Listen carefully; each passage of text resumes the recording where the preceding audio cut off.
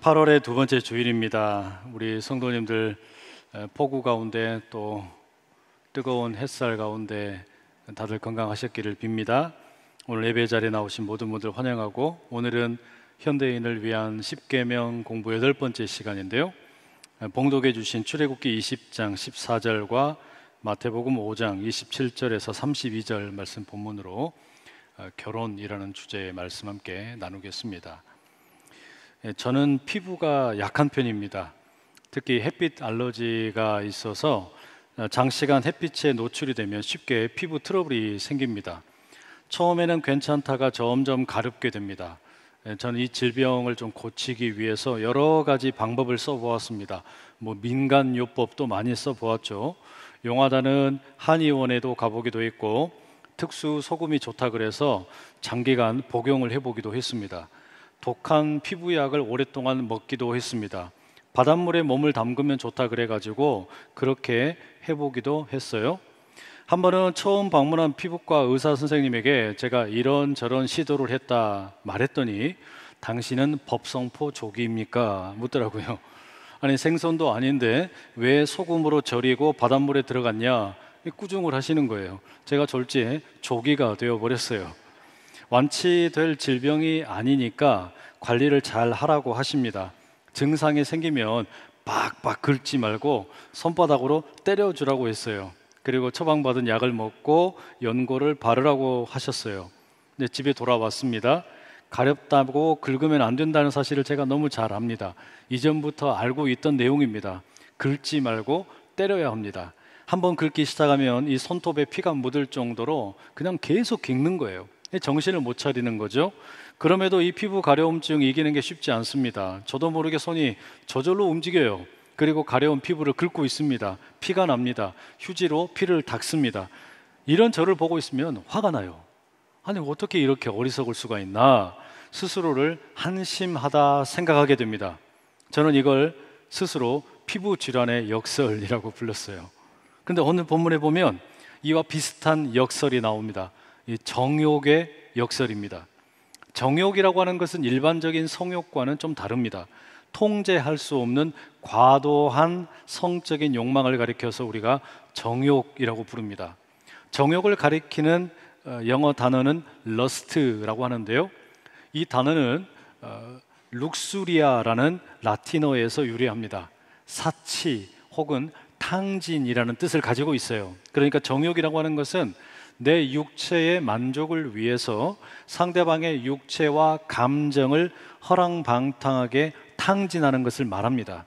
지극히 이기적인 성욕이라고 할 수 있겠습니다. 그런데 왜 이 정욕이라고 하는 것이 역설인가 하면, 성경을 여러 번 펼쳐놓고 보면요, 우리에게 성적으로 조심해라, 그러니까 정욕을 조심해라, 또 정욕으로 인해서 간음하면 안 된다, 이와 같은 가르침이 어마어마하게 많아요. 그런 내용들이 우리가 오늘 읽은 10계명의 말씀 7번째 간음하지 말라를 비롯해서 출애굽기, 레위기, 신명기, 잠언, 그리고 신약 성경에 이르기까지 아주 가득합니다. 그런데 놀랍게도 성경을 읽어보면 이스라엘 역사 가운데 간음이라고 하는 것은 결코 중단된 적이 없습니다. 예를 들면 예레미야 5장 7절과 8절에 이런 말씀이 있습니다. 내가 어찌 너를 용서하겠느냐? 네 자녀가 나를 버리고 신이 아닌 것들로 맹세하였으며 내가 그들을 배불리 먹인즉 그들이 간음하며 창기의 집에 허다히 모이며 그들은 두루 다니는 살진 순말같이 각기 이웃의 아내를 따르며 소리 지르는도다. 무슨 이야기냐면, 하나님께서 그토록 금하셨고 또 엄중히 경고하셨음에도 불구하고 정욕으로 인해서 간음에 빠지는 경우가 허다하게 많더라는 거예요. 이걸 성경은 스스로 증언하고 있습니다. 신약 성경으로 우리가 범위를 확대해 놓고 보면 훨씬 더 충격적인 말씀을 만나게 됩니다. 오늘 우리가 함께 읽었던 예수님의 산상수훈의 말씀입니다. 마태복음 5장 27절과 28절에 이런 말씀이 있어요. 또 간음하지 말라 하였다는 것을 너희가 들었으나 나는 너희에게 이르노니 음욕을 품고 여자를 보는 자마다 마음에 이미 간음하였느니라. 예수님의 이 말씀은요, 정말 불편한 말씀이에요. 그러니까 그러니까 우리가 구체적인 행동을 할 때만 간음이 아니라 마음속에 음란한 생각을 갖기만 해도 간음했다라고 말씀합니다. 그럼 여러분, 아니 세상에 이 간음죄에서 자유할 수 있는 사람이 누가 있겠어요? 아무도 없어요. 예수님은 어쩌자고 이런 말씀을 하셔서 우리를 괴롭히시는 겁니까? 저나 여러분이나 우리 모두를 다 죄인으로 낙인 찍으려시는 겁니까? 아니면 우리를 위선자가 되어 살게 하려고 하시는 겁니까? 이게 참 여러분 받아들이기 어려운 경고의 말씀이에요. 예수님께서 이토록 우리에게 심하게 말씀을 하시는데 더 놀라운 것은 예수님의 이와 같은 강력한 경고에도 불구하고 신약 시대에 교회 가운데, 다른 어디가 아니라 교회 가운데 이 음행과 간음이 사라지지를 않았습니다. 고린도전서 5장 1절과 2절에 이런 말씀이 있습니다. 너희 중에 심지어 음행이 있다 함을 들으니 그런 음행은 이방인 중에서도 없는 것이라 누가 그 아버지의 아내를 취하였다 하는도다. 그리하고도 너희가 교만하여져서 어찌하여 통한히 여기지 아니하고 그 일 행한 자를 너희 중에서 쫓아내지 아니하였느냐. 역설이죠. 정말로 역설이죠. 이 말씀은 사도 바울이 고린도 교회에 보낸 편지의 내용이에요. 이 교회에 여러 가지 문제가 있다고 지적을 하는데 그 가운데 하나가 뭐냐면 음행의 문제입니다. 그러니까 정욕의 문제예요, 간음의 문제라는 이야기예요. 성경은 이토록 간음에 대해서, 음행에 대해서, 정욕에 대해서, 어떤 성적인 문란함에 대해서 아주 강력하게 경고하고 있지만 놀랍게도 인간은 그 나약함 때문인지 모르지만 이 음란과 간음과 정욕으로부터 결코 이기지를 못하는 겁니다. 그러니 역설이란 이야기예요. 그러면 현대 사회는 어떻습니까? 동양과 서양을 막론하고 이 정욕과 그로 인한 간음 또는 음행, 이와 같은 것은 부끄러운 것으로 여겨졌습니다. 따라서 사람들이 이 욕망을 따라서 행하려고 할 때에는 언제나 은밀하게 그리고 음성적으로 이루어졌어요. 말하자면 반투명의 상태 혹은 불투명의 상태에서 이런 일들이 이루어졌다는 말입니다. 그런데 언젠가부터 세상이 완전히 바뀌었어요. 소위 성해방운동이 일어나면서 이제 세상은 완전히 달라졌습니다. 과거에는 금지 팻말 아래에서 몰래 이루어지던 것들이 이제는 대낮에 길거리에서 이루어지고 있습니다. 인터넷의 발달과 함께 어쩌면요, 전 세계가 관음증에 빠진 것 같아요. 사람들을 몰래 쳐다본다는 이야기입니다. 남들의 은밀한 영역을 또는 사적인 영역을 대놓고 즐깁니다. 왜 이런 일이 일어날까요? 누군가는 자신의 성을 상품으로 만들어 판매합니다. 투명하게 대놓고 노골적으로 드러내는 거예요. 그리고 이것을 적극적으로 소비하는 사람들이 생겨납니다. 그러니까 결국은 수요도 있고 공급도 있고 이렇게 되면서 이 성이라고 하는 것이 상품이 되는 겁니다. 이건 단지 포르노와 같은 그런 어떤 영역에 해당하는 것만이 아닙니다. 우리의 일상에 이루어지는 광고를 보게 되면 거의 대부분이 다 성적인 자극을 주고 있습니다. 여러분, 자동차를 선전하는데 왜 야한 옷을 입은 여성이 등장을 합니까? 아이스크림을 왜 야하게 먹죠? 격투기 시합을 하는데 왜 비키니를 입은 라운드 걸이 나옵니까? 청바지와 가전제품 그리고 아파트에 이르기까지 거의 모든 것이 우리로 하여금 성적인 상상을 하도록 자극을 하는 거예요. 시내에 번화가를 한번 나가 보십시오. 온갖 명함들이 길거리에 뿌려져 있죠. 뭐 대출을 알선한다는 것도 있죠. 그러나 대부분의 것은 다 뭡니까? 애인 만들기, 오빠 외로워요, 쿨한 만남, 당신의 외로움을 달래주는 걸, 끝도 없어요. 창의력이 넘칩니다. 이런 식으로 우리의 어떤 성적인 욕망을 자극하는 글귀들이 세상에 가득합니다. 라디오와 유튜브를 점령하고 있는 음악과 영상 역시 마찬가지 아닙니까? 민망한 옷을 입은 10대 소녀들이 나와서 섹시 댄스를 춥니다. 입에 담기 어려운 성적인 욕설을 가사라고 내뱉습니다. 자신들이 모든 억압과 규제를 타파하는 마치 자유의 전사인 것 마냥 스스로를 홍보하고 있어요. 과거에는 억압적이었던 이 어떤 성에 대한 이해가 언젠가부터 완전히 해방이 되었죠. 그러더니 이 성이라고 하는 것이 돈을 만나게 됐어요. 그래서 이 성이 어떻게 된 거예요? 상품이 되었다는 말입니다. 어마어마하게 거대한 산업이 되어버렸어요. 피터 크리프트라는 분은 만약 성이 현대 사회에서 제거된다면 우리 사회가 경제 공황에 빠질 것이라고 말합니다. 사회가 경제 공황에 빠질 만큼 그만큼 이 성산업이라고 하는 것이 현대 사회에서 엄청나게 커다란 비중을 차지하고 있다라는 말입니다. 동성애에 대한 옹호와 친근함 역시 이런 흐름과 무관하지 않습니다. 영화나 드라마에서 동성애 코드가 아주 빈번하게 사용이 됩니다. 그래야만 대중의 관심을 끌 수 있고 인기를 모으기 때문입니다. 유튜브에서도 동성 커플들이 자신들의 일상을 영상으로 담아서 소개합니다. 수많은 젊은이들이 그들을 응원합니다. 진짜 용감한 사람들이라고 추앙하고 떠받든다는 말이에요. 여러분, 이게 뭘 의미하는 걸까요? 사람들이 자유라는 이름으로 온갖 금지 규정을 다 때려 부수고 있습니다. 결혼이라고 하는 것이 더 이상 신성한 것이 아니에요. 배우자에 대한 신실함, 충성, 이런 것은 의미가 없어요. 그냥 내 몸뚱아리가 제일로 중요합니다. 내 육신의 욕망이 제일로 중요한 시대가 되었어요. 그래서 자유로운 연애를 주장합니다. 한국에서도 2015년 2월에 간통법이 폐지되었죠.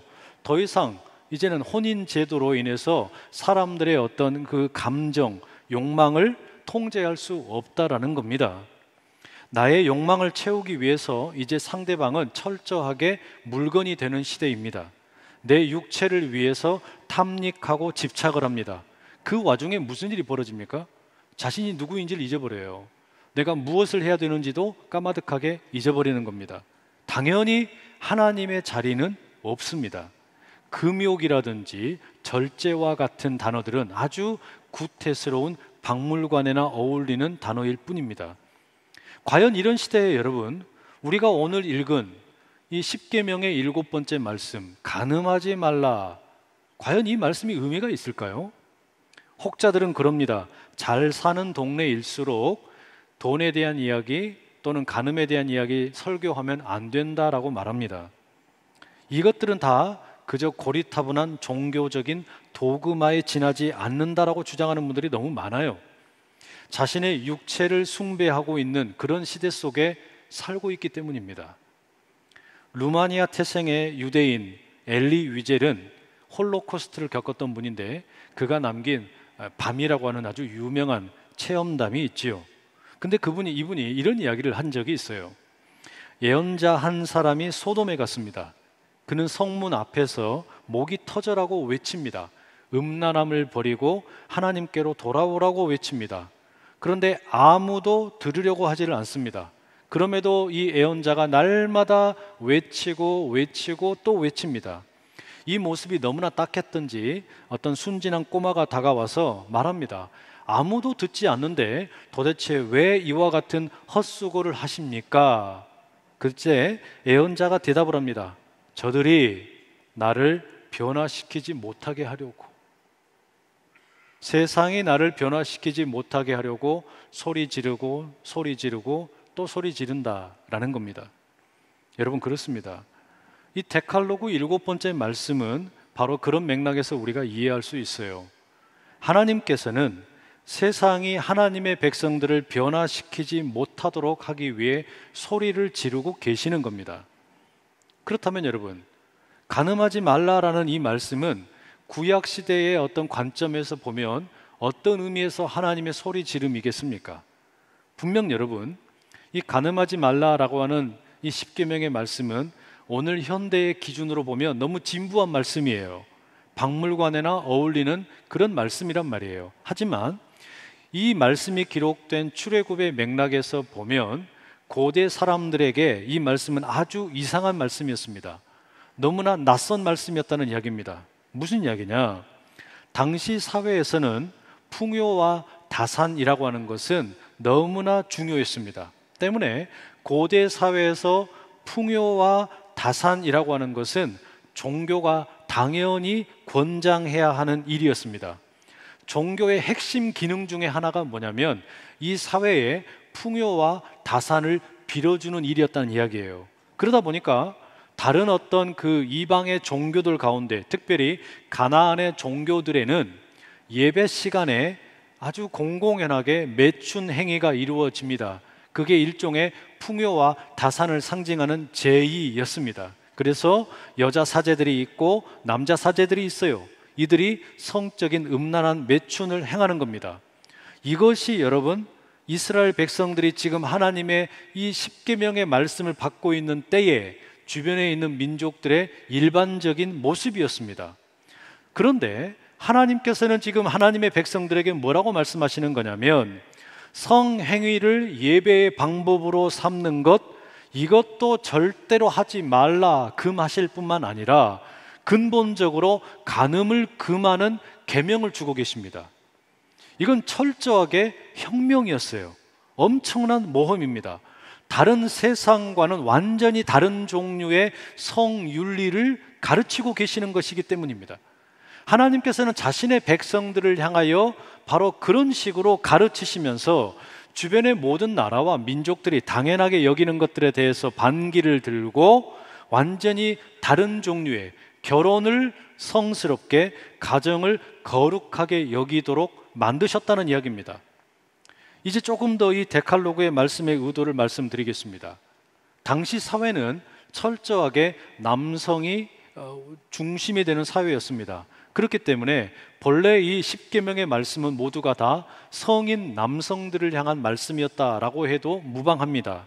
그런데 이 사회는 일부 다처제 사회였습니다. 그러니 여성은 남성의 소유였어요. 때문에 남자는 결혼하지 않은 처녀나 자신의 노예, 여자 노예들과 마음껏 성적인 관계를 가질 수 있었습니다. 그리고 나서 자기 마음에 들면 부인으로 삼든지 첩으로 삼을 수 있었다라는 이야기입니다. 때문에 이 구약 성경의 맥락에서 간음하지 말라라고 하는 이 말씀은 우리가 오늘날 생각하는 모든 부적절한 성관계를 금지하는 것은 아닙니다. 다만 구약 성경의 맥락에서 보자면 이 계명은 성인 남성을 향한 말씀인데, 결국 간음을 행하는 사람은 누구를 가리키는 거냐? 한 남자가 이웃의 아내와 성관계를 갖는 것을 가리키는 겁니다. 이렇게 되면 이 남자는 여인에게 죄를 범한 것이 아니라 그 여인의 남편에게 간음죄를 범한 것으로 판단을 합니다. 왜냐하면 아내가 남편의 소유이기 때문입니다. 예를 들어서 다윗이 그 우리아의 아내인 밧세바를 취한 경우를 한번 보세요. 하나님께서 나단 선지자를 통해서 이렇게 말씀하시죠. 사무엘하 12장 9절입니다. 그리한데 어찌하여 네가 여호와의 말씀을 업신 여기고 나 보기에 악을 행하였느냐? 네가 칼로 헷 사람 우리아를 치되 암몬 자손의 칼로 죽이고 그의 아내를 빼앗아 네 아내로 삼았도다. 성경의 말씀에 의하면 다윗은 밧세바에게 죄를 범한 게 아니에요. 다윗은 밧세바의 남편인 우리아에게 죄를 범했습니다. 다윗이 밧세바의 남편인 우리아에게 간음죄를 범했다는 이야기입니다. 그러니까 밧세바는 우리아의 소유였다는 이야기예요. 그러니까 여러분, 이것을 우리가 그냥 쉽게 이야기하자면 이웃의 아내를 한 남성이 범하였다면 이것은 일종의 소유권을 침범하는 일이 됩니다. 오늘 우리는 간음이라고 하는 것을 내 결혼과 가정을 망가뜨리기 때문에 나쁜 것이다 라고 생각하는 게 일반적인 이해죠. 간음이라고 하는 게 내 배우자에 대해서 범죄한 거라고 생각을 한단 말이에요. 그런데 고대 사회에서 이 간음이라고 하는 것은 1차적으로 이웃의 가정을 파탄내기 때문에 문제라고 여겼습니다.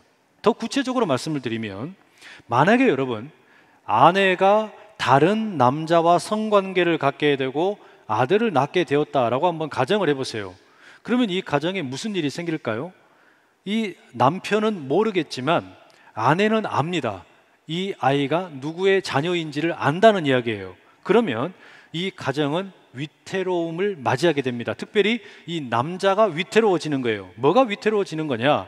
자신의 노후 생활이 위태로워지는 겁니다. 고대 사회에서는 모든 사람들이 이제 나이가 들 때 결국 자녀를 통해서 노후를 보장받습니다. 다른 방법이 없잖아요. 그런데 자신의 자녀인 줄 알았던 이 아들이 내 아들이 아닌 거예요. 그럼 어떻게 되는 겁니까? 이 남자의 노후가 위협을 받게 되고 안전과 자유를 지키지 못하게 됩니다. 때문에 하나님께서는 가늠하지 말라라고 하는 이 규정을 주심으로 이 사회 전체의 질서와 안녕을 유지하려고 하셨던 겁니다. 그래서 간음이라고 하는 것은 가족과 재산을 보존할 후손의 어떤 적법성, 친자의 문제에 어마어마하게 커다란 문제를 일으키는 겁니다. 그렇게 되면 하나님께서 애굽 땅에서 종살이하던 이스라엘 백성들을 해방시키셔서 자유를 주셨는데 이 자유가 완전히 다 사라져 버리는 거예요. 결국에 간음이라고 하는 것은 이웃의 소유와 명예를 위협하는 일이 됩니다. 이런 이유 때문에 하나님께서 이스라엘에게 간음하지 말라 엄중하게 말씀하신 것이죠. 그러면 여러분, 이 간음죄라고 하는 것이 단지 이웃의 소유와 명예를 침범한 것일 뿐이냐? 만약에 그렇다면 여러분, 이제 우리가 다음 주에 다루게 될 8번째 계명, 도둑질 하지 말라는 말씀과 겹치게 됩니다. 그러지 않습니까? 도둑질 한다라고 하는 것은 남의 소유를 탐하는 것인데, 그렇다면 간음을 한다라고 하는 것과 도둑질 한다는 것 사이에 차이가 없어 보입니다. 이게 어떻게 구분이 되는 걸까요? 다윗의 경우를 다시 보세요. 사무엘 하 12장 10절에 이런 말씀이 이어집니다. 이제 네가 나를 업신 여기고 햇사람 우리아의 아내를 빼앗아 네 아내로 삼았은즉 칼이 네 집에서 영원토록 떠나지 아니하리라. 하나님께서 다윗에게 뭐라고 말씀하십니까? 다윗이 지금 우리아에게 범죄했을 뿐만 아니라 하나님에게 범죄했다라고 말씀을 하세요. 다윗의 이 간음죄는 우리아에 대한 간음죄일 뿐만 아니라 하나님에 대한 범죄라는 겁니다. 그러니까 구약 성경에서 이 간음이라고 하는 것은 타인의 소유와 명예에 대한 침해일 뿐만 아니라 더 중요한 건 뭐냐? 이것은 결국 궁극적으로는 하나님께서 세우신 질서, 특별히 창조의 질서 가운데 결혼을 세우신 하나님의 뜻에 대한 도전이라는 겁니다. 하나님께서 세우신 가정을 무너뜨린다라는 이야기예요. 결혼의 질서를 무너뜨리는 거예요. 바로 이런 관점에서 여러분, 오늘 우리가 읽은 이 마태복음 5장 예수님의 산상수훈 말씀을 이해할 필요가 있습니다. 음욕을 품고 여자를 보는 자마다 마음에 이미 간음하였다. 아니, 이렇게 심하게 말씀을 하시면 어떻게 합니까? 예수님의 이 말씀은 도저히 이해가 되질 않아요. 우리 모두가 다 간음한 자가 되어버리는 거예요. 누가 이 말씀 앞에서 자유로울 수가 있겠냐는 말이에요. 그러면 예수님 왜 우리 가운데 이렇게 가혹한 말씀을 하시는 거냐? 예수님은 지금 구체적인 행동 이전에 그 행동의 이면에 있는 깊숙한 곳에 있는 마음과 생각을 문제 삼고 있습니다. 만약에 여러분, 간음이라고 하는 것이 상대방의 소유의 침해의 문제라면 음욕을 품는 것 자체는 사실 아무 문제가 안 되잖아요. 예를 들어서 실제로 훔치지는 않고 그냥 마음속으로만 생각했다고 해서 이게 어떤 도둑질이 되는 것은 아니지 않습니까? 그죠? 그런데 예수님께서는 간음이라고 하는 것을 구체적인 행위뿐만 아니라 마음과 생각의 의도 속에 이미 간음이 일어났다라고 말씀을 하시는 거예요. 그리고 이것이 이제 이어지는 31절에 보면 이혼의 문제로도 연결이 됩니다. 결국 여러분, 예수님께서 말씀하시는 이 간음하지 말라라는 말씀은 달리 말하면 결혼을 깨뜨리지 말라라는 의미입니다. 결혼을 깨뜨리지 말아라. 그래서 여러분, 우리가 흔히 뭐라고 말합니까? 검은 머리가 팥불이 될 때까지 서로 사랑하며 산다. 하나님께서 짝지어 주신 것을 사람이 결코 나눌 수 없다라고 이야기하잖아요. 결국 그렇다면 여러분, 예수님께서 간음하지 말라라고 하는 말씀을 통해서 들려주고자 하는 핵심은 뭐냐면 당신의 결혼을 소중하게 여기고 가정을 아름답게 가꾸라는 명령입니다. 때문에 여러분, 간음이라고 하는 것이 마음에서 일어난다라고 하는 것은 다른 말로 바꾸면 무슨 뜻이 되겠습니까? 남편과 아내가 몸뚱아리만 같이 있는다 그래서 이게 결혼 생활이 아니라는 이야기예요. 마음이 함께 있어야 된다는 이야기예요. 마음이 함께 있어야만 비로소 진짜 건강한 결혼 생활이 된다는 거 아니겠어요? 다시 말하면 마음은 없는데 몸만 하나가 되는 거, 이게 뭡니까? 이게 간음이에요. 마음은 없으면서 그저 육체적인 욕심만 탐하는 게, 이게 여러분 지금 뭐예요? 간음이란 말이에요. 이게 정욕입니다. 그런데 결혼은 뭡니까? 결혼은 마음이 하나가 되고 몸이 하나가 되는 겁니다. 여러분, 이것을 고대의 그리스인들이 가지고 있던 사랑에 대한 이해와 이 하나님께서 성경을 통해 들려주시는 이 사랑과 결혼에 대한 이해를 비교해 보면 우리가 조금 더 자세히 알 수 있어요. 이 그리스인들 가운데 특별히 플라톤이라는 철학자는 향연이라는 책에서 안드로진이라는 것에 대해 이야기합니다. 남자와 여자가 본래는 서로 떨어지지 않고 하나의 동체, 한 몸을 이루었던 시대가 있다는 겁니다. 그런데 인간이 죄를 지어서 신에게 벌을 받아 둘로 나누어지게 되었다는 거예요. 반쪽으로 나뉘어지는데 한쪽은 남자, 또 한쪽은 여자로 나누어지는 겁니다. 그래서 한 몸이었던 것이 반으로 나누어졌기 때문에 끊임없이 자신의 또 다른 반쪽을 찾아가려고 하는 것, 이걸 가리켜서 플라톤은 에로스라고 불렀습니다. 그걸 사랑이라고 부른 거예요. 그러니까 에로스라고 하는 사랑이라는 게 뭐냐? 나의 잃어버린 반쪽을 찾아가는 것이라고 생각을 한 겁니다. 그러면 결혼이라고 하는 것은 나의 반쪽, 나와 비슷한 사람을 찾아가는 일이 됩니다. 그런데 성경은 그렇게 이야기하지 않죠. 우리가 창세기에서 알듯이 하나님께서는 처음부터 남자와 여자를 따로 만드셨어요. 다르게 만드셨어요. 차이를 두고 만드신 겁니다. 처음부터 하나였다가 둘로 나누어진 것이 아니라 남자와 여자가 다르게 지어졌습니다. 각자가 다 하나님의 형상을 따라 지어졌어요. 그리고 그처럼 다른 남자와 다른 여자를 하나 되게 하신 것이 뭐냐면 결혼이에요. 그러니까 처음부터 하나였다가 둘로 나누어지고 다시 하나가 되는 게 아닙니다. 성경의 가르침은 처음부터 따로따로 차이가 있는 존재로 살아가던 남자와 여자가 하나님의 계획 가운데 하나가 되는 것, 몸만 하나 되는 것이 아니라 다름에도 불구하고 마음도 하나가 되는 것, 이걸 결혼이라고 부르신 거예요. 그러니 여러분, 바로 하나님께서는 그와 같은 한 남자와 한 여자, 서로 다르지만 이제 하나가 되어 살아가는 이들에게 뭐라고 명령을 하시냐면 생육하고 번성하라 명령을 하십니다. 생육하고 번성하는 것은 단지 몸이 하나가 되어서 자녀를 많이 낳으라는 게 아니에요. 마음이 하나 되고 그리하여 그 사랑으로 세상을 섬기고 돌보라는 뜻입니다. 이게 하나님의 계획 가운데 만들어진 결혼의 본래 의미입니다. 그래서 아담과 하와가 두 사람이 처음에는 어떻습니까? 벌거벗었으나 부끄러워하지 않았습니다. 이게 마음이 하나 된 겁니다. 그리고 몸이 하나 된 거예요. 그 가운데서 건강한 사랑의 꽃을 피고 성적인 유희가 그 부부라고 하는 울타리 가운데에서 아름답게 이루어진 겁니다. 그럼 여러분, 데칼로그의 7번째 말씀, 간음하지 말라라고 하는 이 말씀은 우리를 죄인으로 만들기 위해서 또는 우리를 위선자로 만들기 위한 것이 아니에요.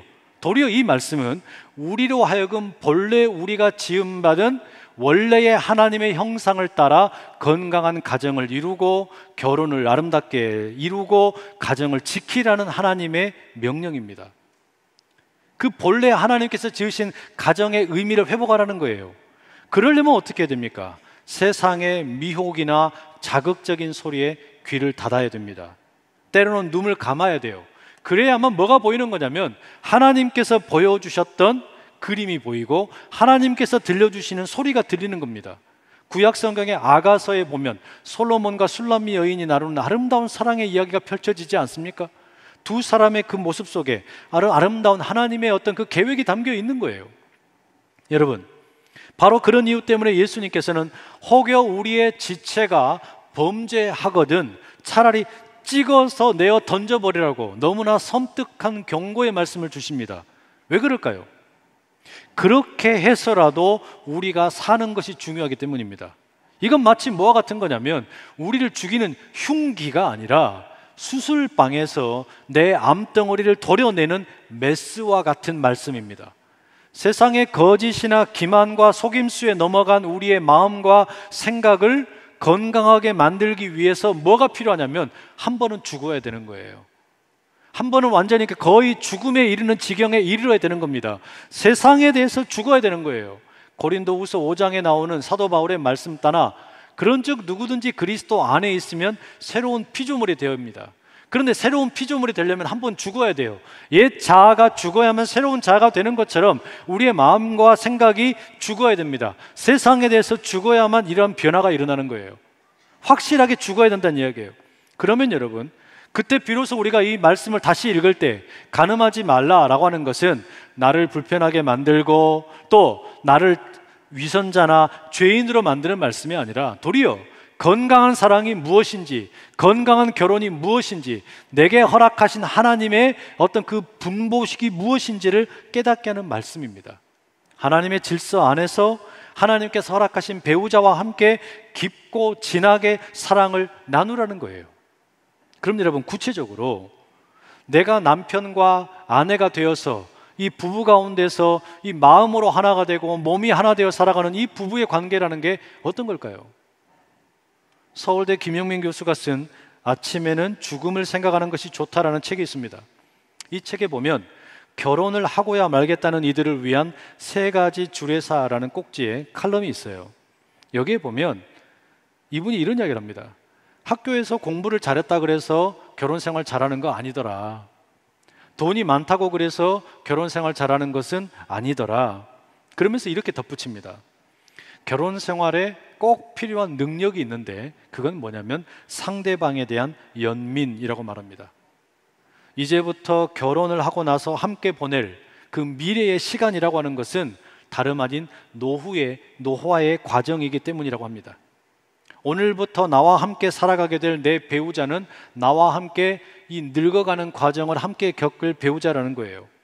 결혼을 통해서 유한한 생물체의 고단함과 외로움과 무기력함을 위로하고 연민할 수 있는 그런 어떤 마음의 자세가 필요하다라는 겁니다. 물론 여러분, 우리가 결혼을 할 때는 상대방을 불쌍히 여겨서 상대방이 너무나 딱해서 결혼을 해주면 안 됩니다. 그건 옳지가 않죠. 사랑하기 때문에 어떤 감정적인 동요도 있고 내 어떤 열정 때문에 상대방의 어떤 외모 때문에 또는 어떤 직업 때문에 미래에 대한 어떤 가능성 때문에 우리가 결혼할 수 있어요. 그러나 결혼한 이후에 우리가 함께 살아갈 때에는 상대방에 대한 연민이 필요하다는 이야기예요. 너나 나나 함께 늙어간다는 거죠. 인간의 몸은 19세가 지나면 늙어가기 시작을 합니다. 노화가 시작이 돼요. 그 노화의 과정에 동반자를 만납니다. 이 멋진 일이잖아요. 사도 바울은 그것을 에베소서에서 피차 복종하라라고 이야기합니다. 남편과 아내가 서로에게 피차 복종하는 것, 서로를 존귀하게 여기는 것, 서로를 불쌍히 여기는 것, 그때에 비로소 깊은 사랑이 만들어지고 건강한 가정이 만들어지고 부부의 관계가 몸으로만 하나 되는 것이 아니라 마음으로도 하나 되어서 하나님의 본래의 계획에 온전히 참여하게 된다라는 것이죠. 바로 그때 여러분, 우리는 나의 삐뚤어진 욕망, 탐욕, 정욕으로부터 해방이 되고 진정한 자유를 누리게 될 줄로 믿습니다. 그러한 건강한 가정, 건강한 결혼 생활, 건강한 부부가 되어 살아가기를 소망하는 우리 모두가 될 수 있기를 간절히 축복합니다. 기도하겠습니다. 하나님 아버지, 하나님께서 지으신 우리는 건강한 가정과 건강한 부부로 살아가도록 지음 받았는데 우리는 죄악으로 인하여 삐뚤어진 욕망과 정욕에 빠져서 때때로 음행과 때로는 간음으로 인하여 부부의 관계가 파탄에 이르고 이웃의 가정을 파탄내는 일들이 종종 벌어집니다. 하나님, 우리들의 삶 가운데 주님께서 들려주시는 음성에 귀를 기울이며 우리가 나의 가정을 지키는 것, 이웃의 가정을 소중히 여기는 것, 그리하여 창조의 질서를 따라 몸이 하나 되고 마음이 하나 되어 하나님의 기뻐하시는 아름다운 결혼의 생활, 부부의 생활, 가정의 아름다움을 이루어가게 도와 주시옵소서. 예수님의 이름으로 기도드립니다. 아멘.